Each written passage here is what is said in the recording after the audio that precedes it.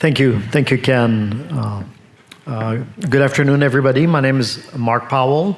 I'm a partner with Ernst & Young Infrastructure Advisors.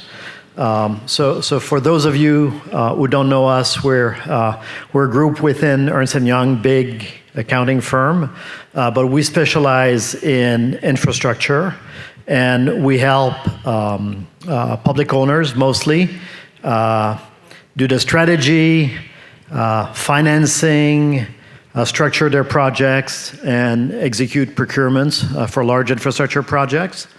So most of my colleagues, they live in toll roads and airports and ports and rail, and some of our landmark projects in the area are like the LA Convention Center, or the High Desert Corridor, or the People Mover at LAWA, LAX that we heard about earlier today, the Inglewood Transit Connector.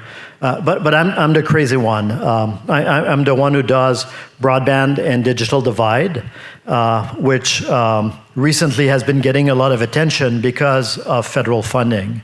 As you've probably heard, the number that's frequently quoted is there's $65 billion of federal money coming to broadband in the United States. There's actually that number is a bad number. It's actually 75 billion, because there was already 10 billion a year before in the American Rescue Plan Act. So if you put on top of that the Infrastructure Investment and Jobs Act, it's 75 plus billion dollars. For California, that means about 8 billion. For the LA County area, city and county, it means about $2 billion. So substantive amount of money that is becoming available. So what do we do as a firm around broadband? We help our client identify the money that they can get. We help them receive that money. We help them figure out how to spend that money. We help them structure programs, grant programs, or infrastructure development programs to that effect. We help them, and these are some of my partners who are more on the accounting side, around compliance with federal rules and regulation, 2 CFR, and those types of accounting requirements that are very new to people who haven't dealt with federal funding before, especially if you're granting the money to sub-grantees. And we help them with technology solution around all of this. But enough about me. We have a great panel here that we've assembled of some of the key leaders in the state, in the county, and in the city around broadband. So I'll let the people introduce themselves briefly, and then we'll go into questions. So maybe ladies first. Maybe we can start with Caroline. Is this on? Okay, great. Hi, everyone. My name is Carolyn Torosis, and I'm Supervisor Mitchell. For those of you who don't know, Supervisor Mitchell is the chair of our Los Angeles County Board of Supervisors. We oversee about 10 million people. In our district, we have 2 million constituents. So I am her senior deputy for economic and workforce development. And I've really been working on this issue from a community development perspective. That's my background.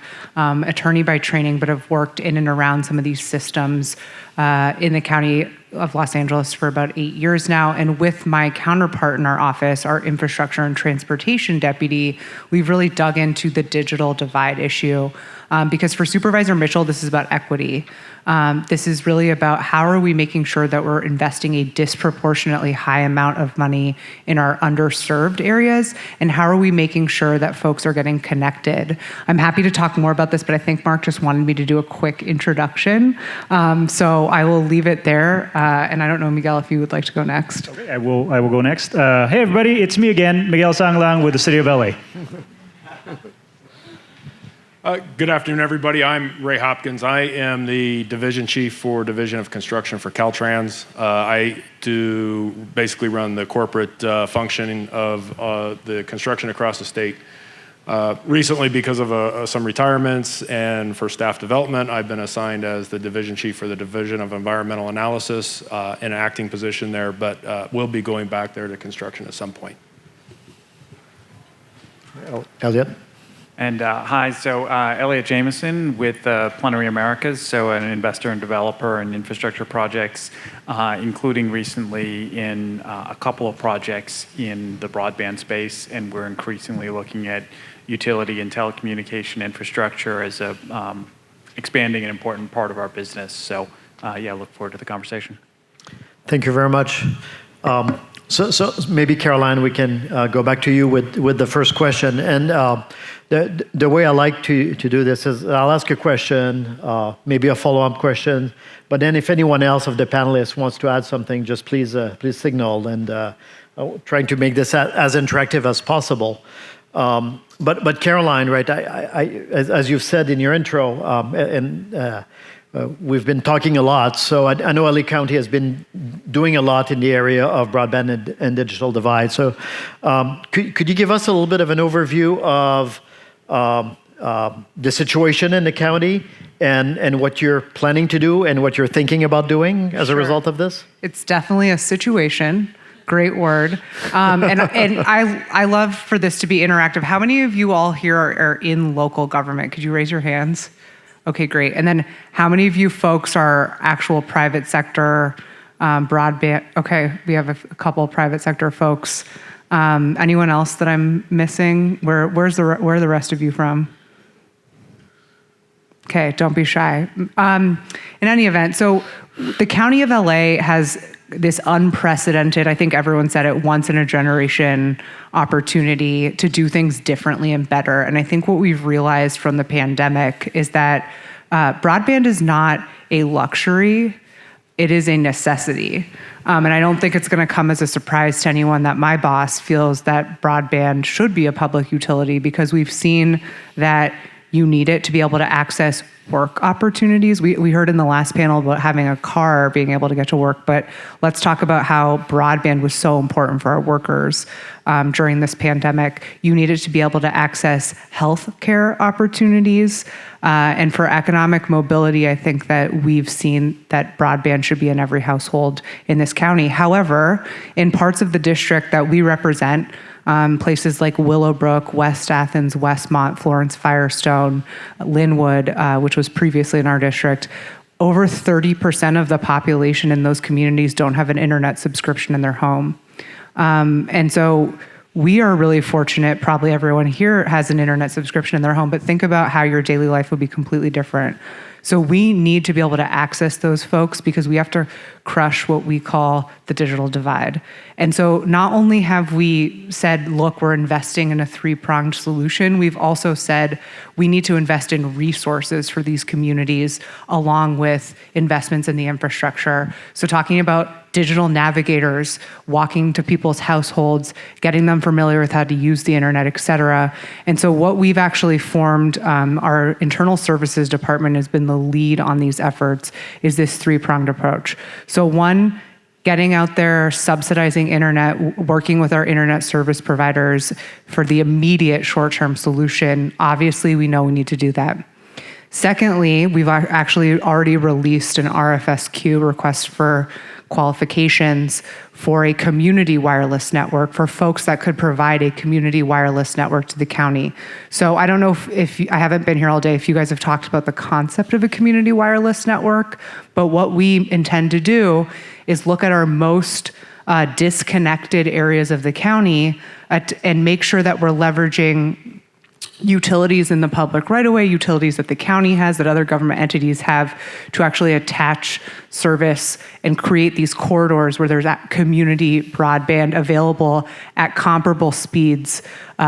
We know that people can say, I'm offering a hotspot, I'm offering 25 megabits per second. That is not sufficient. The supervisor really believes that everyone needs to have internet at 100 megabits per second, at least, upload speeds. And so making sure that we have a strong community wireless network, and then it will come as no surprise that our long-term play here is looking at broadband as a public utility. And so I'm really happy to say that we've worked to bring the parties together, because it's not just the infrastructure in Jobs Act. It's not just ARPA. We have, as was mentioned in the previous panel, we have local return dollars coming from Measure W, Measure A, Measure M. There's an unprecedented amount of money coming to the county right now for infrastructure. There's the state SB 156, which was passed last year for middle mile infrastructure. We need to make sure that we're coordinated as a region when we're going after and applying for these dollars, because we deserve a disproportionately high amount of dollars to come to this region. So we're working on coordinating countywide. We're working on coordinating with our friends at the city and all of our 88 cities. And I'll leave it at that because I think there's a little bit more to come on those points. But we are actively pursuing ways to get this money to LA County. Thank you very much. And we'll come back on that topic. But let me move on to Miguel. And Miguel, I know that at the city of LA, you have efforts that are comparable. I know also that you're looking at other aspects of digital divide beyond broadband, things like digital literacy, equity, affordability, devices, et cetera. So maybe if you could give us a little bit of an overview of the programs that are in place or being thought about at the city, that'd be helpful. Sure, and very similarly to the county, actually, it's probably the same things, right? We're talking about adoption. When you talk about adoption, it's this really fat umbrella that talks about literacy, that talks about being able to interact online and be productive, right? If you talk about infrastructure, it's building it out, and many different kind of permutations to that answer.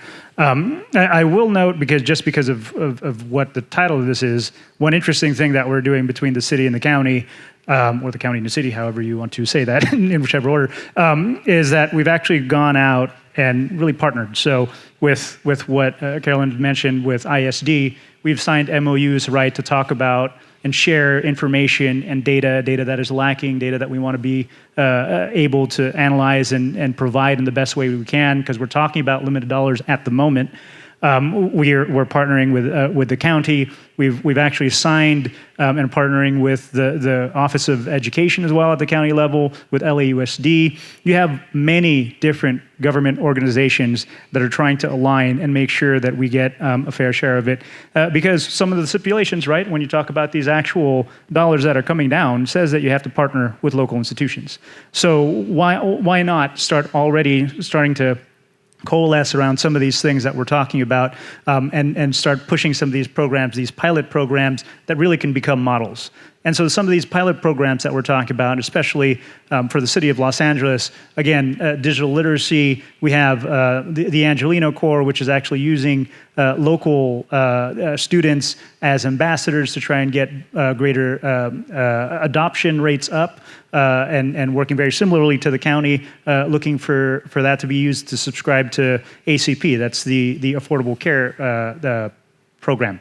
Lots of acronyms, no matter where you go in government. So one of the things that we're actually working very closely and aligned with is that we're looking at community connectivity pilots. So that's actually starting to build out some of the infrastructure that was mentioned in these specific locations, just to try and see if we can do a couple things. Can we actually provide some of this some of the devices and, the infrastructure necessary to connect? And if we do actually do that, either infrastructure, that backbone, can we reduce the cost that it would take in order to have more subscribers, more providers there, and be able to drive down the price point so that everybody can win? So those are just a couple things, and lots that, okay, I'll stop there because there's also Caltrans here. Yeah. Let me ask you a follow-up question to the both of you, both Caroline and Miguel. But when I look at this acronym soup, right, at IIJA, I see 10 programs and sub-programs in it, right, from B to ACP to Reconnect to whatever. And same thing within ARPA, I see 5 sub-programs, so there's 15 of them. So a lot of complexity there. But I also see 6 different agencies managing these funds at the federal level. And then I see one of the challenges is the bulk of that money flows directly to the state, as opposed, some of it is competitive money that you guys at cities and counties can apply for, but a lot of it is coming to the state. So how do you see, and what are you doing around the challenge of making sure that you get your fair share? Because again, right, California, $8 billion of broadband federal money, LA County, $2 billion fair share. But the amount that is competitive is probably in the 400 million or so that you can apply for. The rest will flow to the state. And Miguel, you were right to point out that the law does say that collaboration with local organizations is highly encouraged. But what does that mean in reality for you guys? Sure. I could talk for 45 minutes about this. So I think, like, what does it mean in terms of collaboration, in terms of getting our fair share? I think it's no surprise to anyone. I'm very direct. We've done a lot of advocacy at the state, including having Supervisor Mitchell weigh in directly.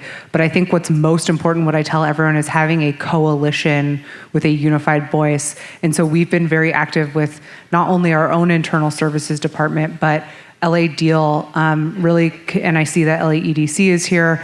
We really believe that this needs to be community-led, because that's going to indicate to us where are the underserved areas, and making that case that it's not just about providing broadband to unserved areas that don't have broadband. Like I mentioned, there are significant service deserts in the county. It's telling that story. It's showing the data, and it's convening with our partners, because I think we're all stronger together. So we really have advocated for direct allocation based on need to LA County. And I think that the more agencies that you filter this money through, the more those agencies take an administrative cut, the less the money gets directly to the community who needs it. And so I think streamlining our approach, having a central entity to administer this funding, it won't be any surprise to you all that we've talked about things like a joint powers agreement, a joint powers authority, et cetera, but how do we have some sort of unified body directly getting the money out to the community and getting an allocation? I think it's advocacy, advocacy, advocacy. Thank you. Let me move on to Ramon then, because the money, a lot of that money flows to the state, and actually one of the areas where the state of California has shown a lot of leadership is with its project of a California middle mile network. And I think the amount is $6 billion that the state has said that it would spend on creating that middle mile network. So for you who are not familiar with the term, right, middle mile is kind of the highway between that is the big road that gets close to the homes but not quite at the homes, and the last mile is the connection that gets you to the home. So the middle mile is an enabling network that will make it a lot easier to then bridge that last mile connection that the residents are requiring. So California is planning to invest $6 billion, some of it coming from federal funds, some of it coming from its own funds. It's planning to leverage the Caltrans right of way, a lot of the highways and state roads as a place to build that middle mile, and it's asking Caltrans, I guess, to coordinate that huge project. So, can you tell us a little bit more about the project and the challenges and the timing and what are we expecting to see there? Yeah, thank you. So I'll start by saying that Caltrans is 100% committed to delivering the middle mile network. There are some challenges. That's just over 8,000 miles that we have to build. And the challenge that we're facing really is the project delivery process, getting contracts out. These funds have to be committed by the end of 2024, and the work has to be done by the end of 2026. So that's a lot of capacity on the industry. So we've been working closely with California Department of Technology, with our permitting agencies, looking at how we can expedite the process. We're going to leverage both our typical design bid build, the CMGC process, the design build process, and then job order contracting. And I think that by using all the delivery methods that we have, we'll be able to get cable on the ground quickly. One thing we're doing now is looking at all the ongoing work. Caltrans has 700 jobs going on at any one time across the state. Not all those would be conducive to including broadband fiber into it, but we are looking at the ones where it makes sense. So we could start getting fiber in the ground now on the ongoing jobs. Beyond that, looking at how we can still comply with all of our environmental rules and regulations, we have to leverage technology, looking at new ways to figure out where the high-risk areas are or where there's a lower risk, so we could start issuing contracts out sooner than later. And we're really going with a strategy of avoidance instead of mitigation. So if we can get a good idea where we can avoid existing underground utilities, where we can avoid environmentally sensitive areas, looking at our design strategy, typically we would put broadband on the right-of-way, but we're looking at putting it on the edge of pavement or close to the edge of pavement, just to be able to facilitate this, because that is a lot of work that has to happen in a very short period of time. Thank you. Thank you very much.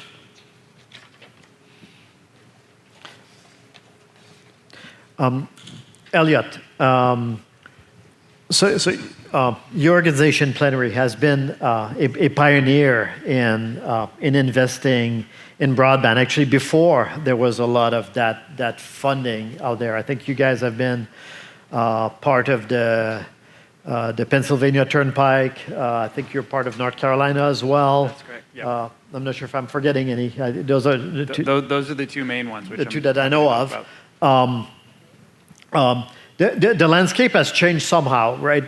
Because now there's a ton of federal funding. So my question, I guess, my theoretical question and professional one is there still a role for private equity money in funding some of these broadband networks, whether at the middle mile or last mile? And if so, where does it make sense if you're a public owner to look at potential contribution from private equity? Happy to take that. And let me start by actually just describing quickly a couple of the projects which will follow nicely on the middle mile discussion, because they really are with other departments of transportation at the moment, and they are both what you'd consider middle mile projects. And so the Pennsylvania Turnpike Commission was installing a fiber backbone for its own use in its ITS projects, its tolling needs, et cetera, and made the decision to install additional conduit and fiber, which then can be sold or leased to commercial customers. And so the role that we have is in operations, maintenance, and commercialization of that fiber, as well as potentially building some extensions off of it.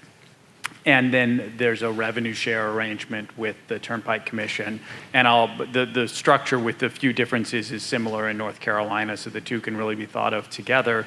But what it does is it allows the public sector to recover a portion of the cost. It's not all of the cost, but a portion of the cost for the project through this revenue share arrangement over time. And at least as importantly, I think people focus in the first instance on the fiber backbone itself, which makes sense, but in order for that fiber to be usable, and ultimately the goal is to get to the last mile and the connections to user homes, there needs to be additional laterals built off the right-of-way. There need to be sufficient access points built. There need to be what are called ILA huts, which regenerate the signal at periodic points along there. And all of those are additional investments that we're making on top of what like the Turnpike Commission or North Carolina DOT has done.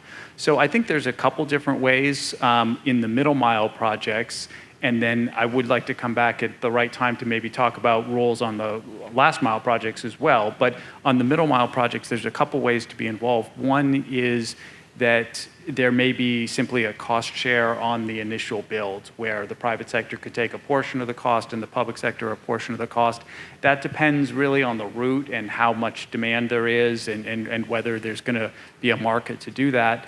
But I think there's also the sort of follow-on investments to actually make the fiber network usable with the laterals and the huts and the additional investments that need to be made, sort of followed by a revenue share with the public sector. So I actually think that the role doesn't, on those kind of projects, doesn't really change with additional federal funding coming in. Each of those projects, there was some federal funding in them already, and some was state funding, but there was a core build that was publicly funded. And then there was supplemental infrastructure and funding that came from the private sector and a recovery of part of the public funding over time through the revenue share. Caroline? Miguel? One point I want to latch on with what you're saying is the fact that, you talked about it as revenue share, but it's for purpose of, the original intent of building that network was for purpose of an operation. And the one piece that I think, well, let me backtrack.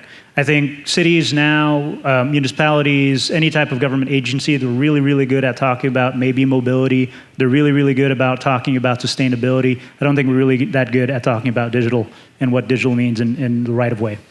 And all of our services, no matter what it is that you're doing, especially in transportation, especially when it comes to utilities or all the other services that we do, is going to require connectivity in the future, right?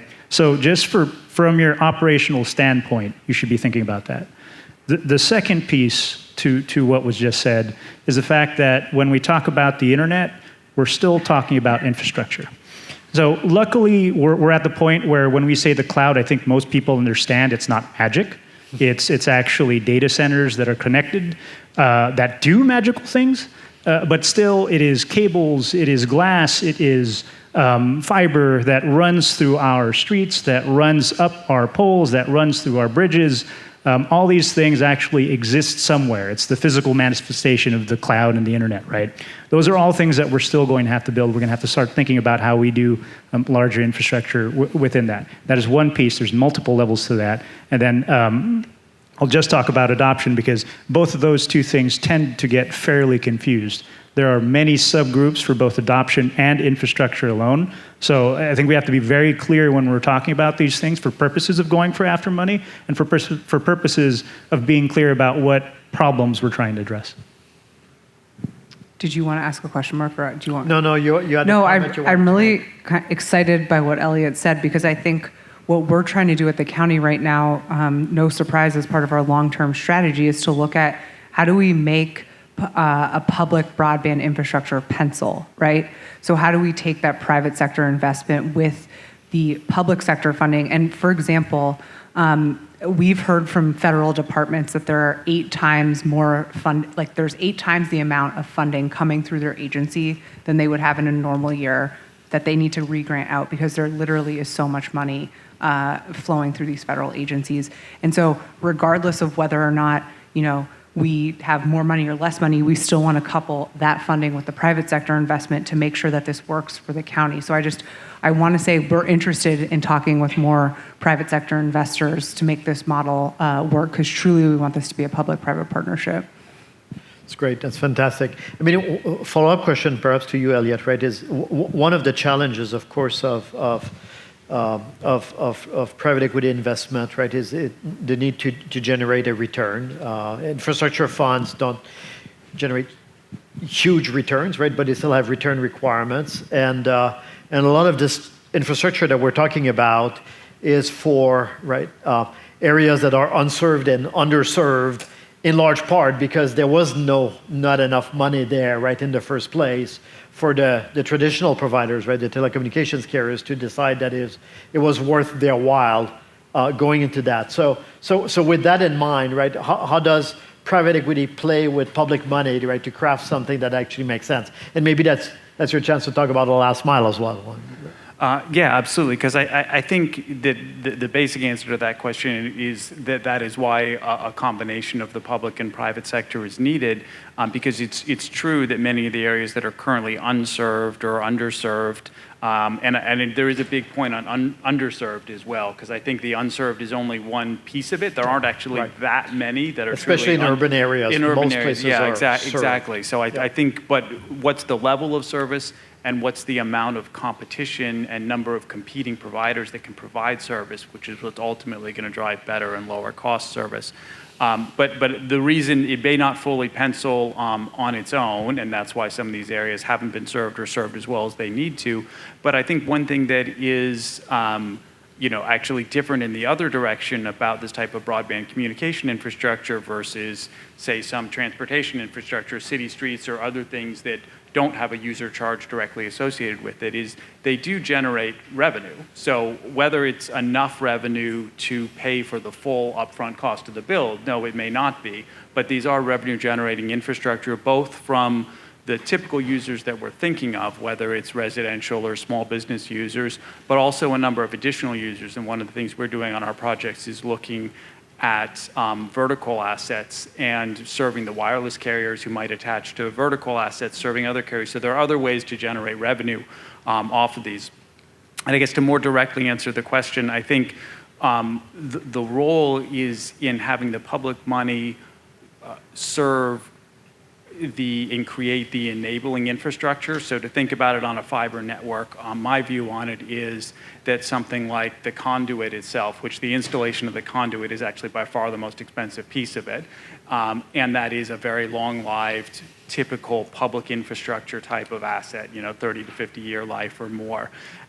That conduit, you can install more or larger conduit at little incremental cost, and then you may be able to allow multiple fiber cables through there, making multiple connections. So you actually could have private sector providers come in and use that conduit and pay a lease rate or other rates to use that conduit, and they're able to serve people much more cost effectively because a big part of the initial cost has come out, but there's still a role for incremental investment, and doing it that way, keeping that initial enabling infrastructure investment within the public sector realm allows it to be open access and allow competition from sort of multiple providers. So I think, and that's kind of the model that we see. I don't think it has actually been used a lot yet on the last mile, but we think has a lot of potential to look at that combination of public and private, but doing it in a way that is not subsidizing one private sector user, but is rather creating shared use infrastructure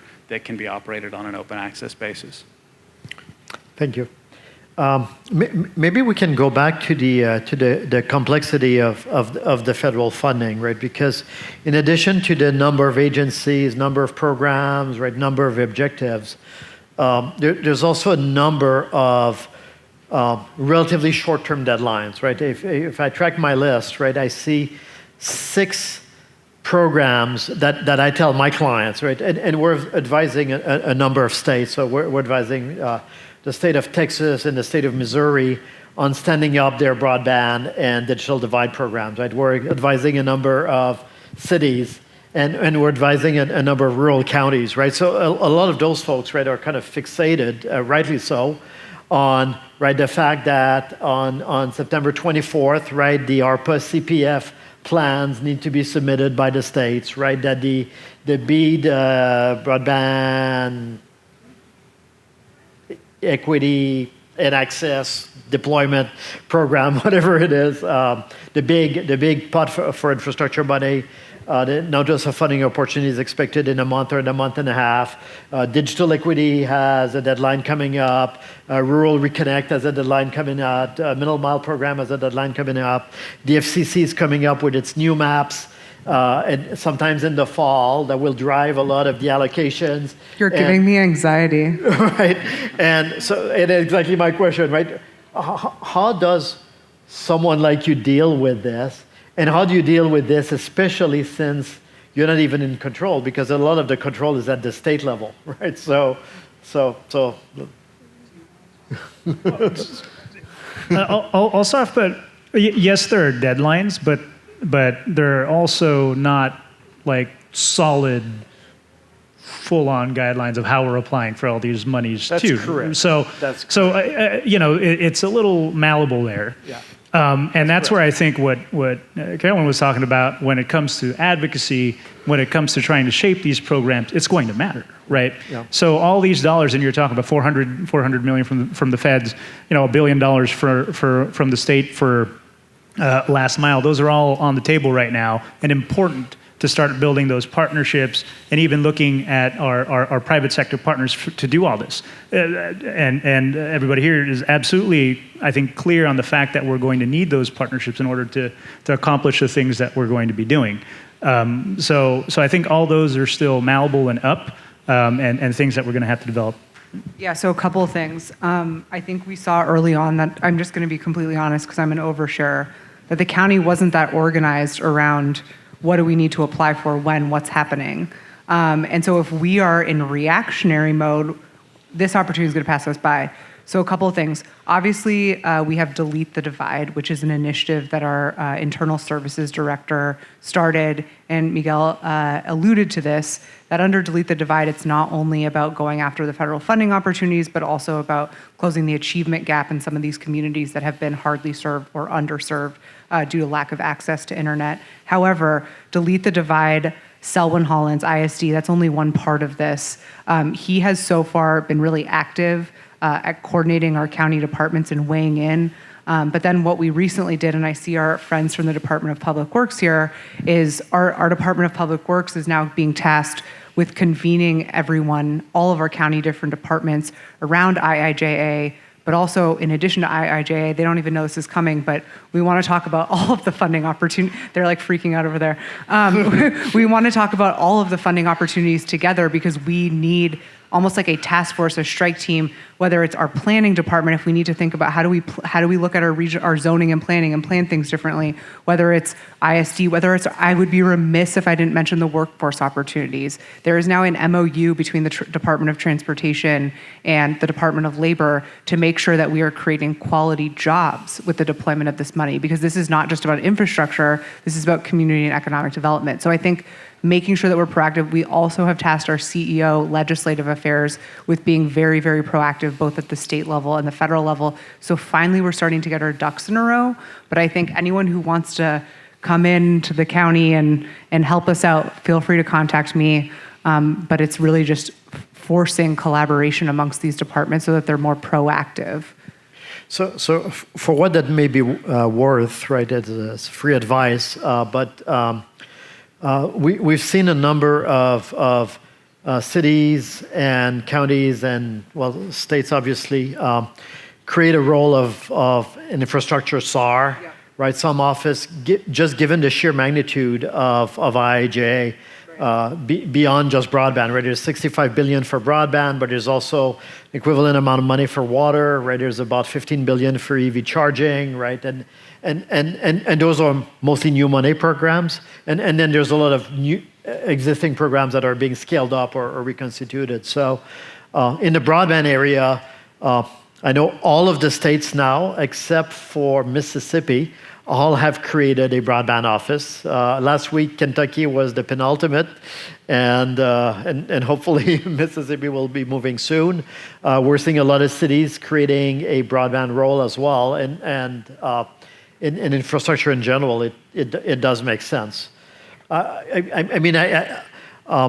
Maybe getting to another challenge, right, is the amount of money, right? So the amount of money will be substantive, billions of dollars, right, for cities of the size or counties of the size of LA, several $1 billion, right, for California, multiplicity of programs. How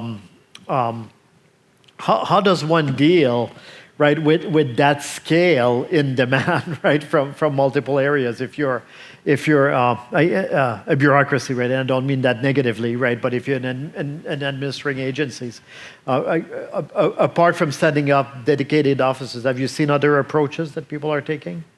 I don't know whom I'm addressing. Maybe start with you, Raymond. Well, yeah, so we did set up our dedicated office. We just appointed a principal engineer to manage the program. We've been working with a lot of the resource agencies trying to do programmatic permits. You were talking about deadlines earlier, and as I said, Caltrans is committed to getting these jobs out and allocating the funds for these 8,000 miles. Where my concern really lies is we talked about Texas, we talked about all the other states, and it's actually being able to complete the projects.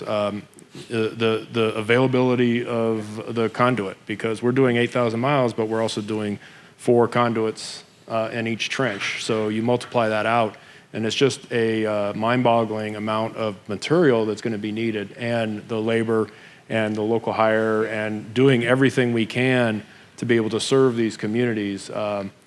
We're working closely with our contracting agency right now. I already know some contractors that are forming joint ventures just in preparation to be able to bid on this work.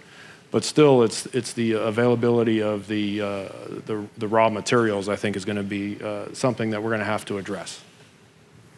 Yeah, it's interesting. I also attend conferences for the telecommunications industry.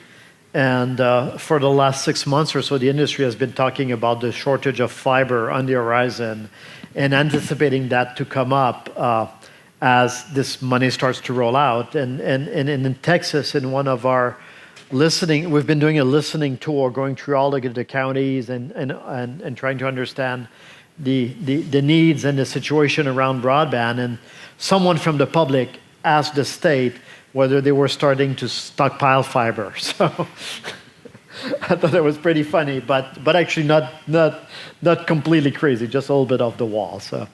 Those are discussions we've been having with Yeah. CDT is getting purchase orders out now early so we can compete against the other states and have that material available when we need it. Yeah, I mean, we're seeing about a year lead time on fiber right now on purchases we're making for projects. Incredible. 2 minutes left. I don't know if there are questions from the audience. Maybe go ahead. I'm Colin Whalen from Infonet, so generally interested in everything you guys are doing. Something that I've been curious about, and you may have hinted at it, and pardon me if it's a bad word, but I'm curious about the role of, if there's a role for municipal broadband. I know it can be controversial, but curious, for anybody that has something to say about it. I think we already said it. So I think that Yes. there's a role for that. But even if you're going to go and walk through the spectrum, there's going to be a role. One, because of the funding. Two, because of what we do, and that's put things in the ground and make sure they last longer than 5 years. Three, because we're here to talk about those that have been disconnected and disadvantaged. So regardless of the permutation of that, we're going to be involved. Just to the point of what you said about budget, at some point I actually just start rounding up. And so those just kind of make other significant numbers disappear. And I think that there's going to be a lot in terms of how we start talking about just specific communities and what we're doing there.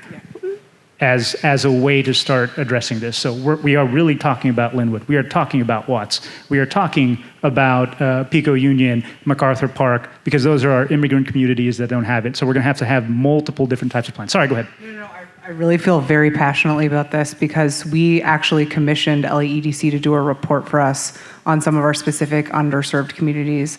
And there are comments like, the internet service providers feel like folks don't access internet in their homes because they'd rather access it on their phones. There's a lot of false narratives out there about what these underserved communities are and are not doing. So we said, look, we need to actually fact check this, figure out what the community needs. And we are pro municipal broadband because, quite frankly, we have underserved areas of the county that we believe deserve affordable and accessible internet with a future-proof solution that's going to be at comparable speeds as our paying full-price counterparts. So more to come, but yes, absolutely, and would be happy to talk with anyone after. Very good. I think I saw another hand in the back. I just wanted to mention our example in Culver City. Years ago, we completed our new fiber network and designed, for business and to attract business. But we sold certain segments and it was built to that. And now it's at the point where it's paying for its capital cost and it's paying for its operational cost by itself. And we're working with the internet service provider Ting to buy fiber directly to homes, and they really only took them a year to get that up. And they're working with a second provider to use our fiber network to do the same thing. I think it's incredibly doable, and there are a lot of companies who want to do the greatest stuff. Thank you. Thank you very much. I see a big 0 flashing on the screen in front of me, so I think we're on time. I won't keep you from the break, but thank you very much to all the panelists. I think this was a great discussion. Really appreciate it. Thank you.